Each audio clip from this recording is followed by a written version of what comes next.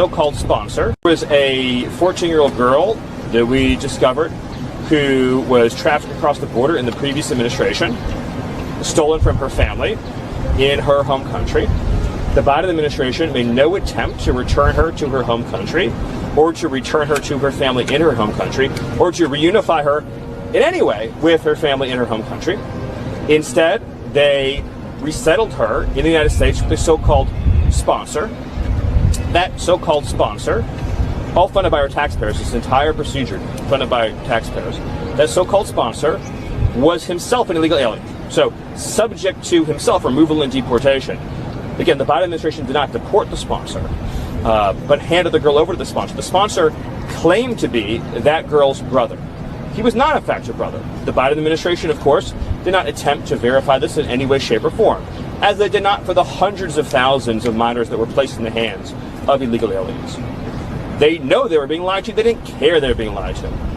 This individual was an illegal alien who had no familial relation with this young girl. What happened next will not surprise you, although it will sadden you.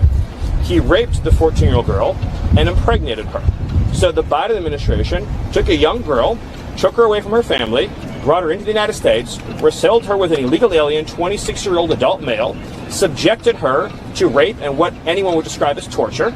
So the young girl was tortured and raped and impregnated as a result of the choices made by the Biden administration. When this case was brought to the Biden administration for prosecution, they turned it down and did not even prosecute the case.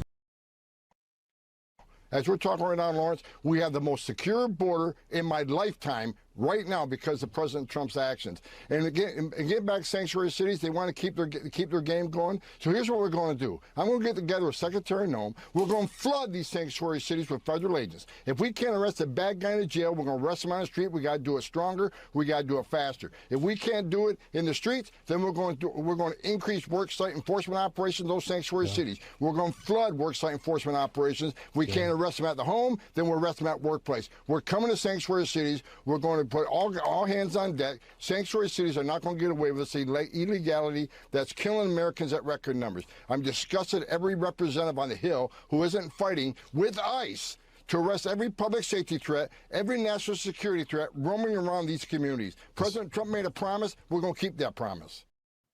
You start finding out a little bit more that happened this week. If you guys missed it, of course, none of us really pay attention to The View unless we're on other news sources.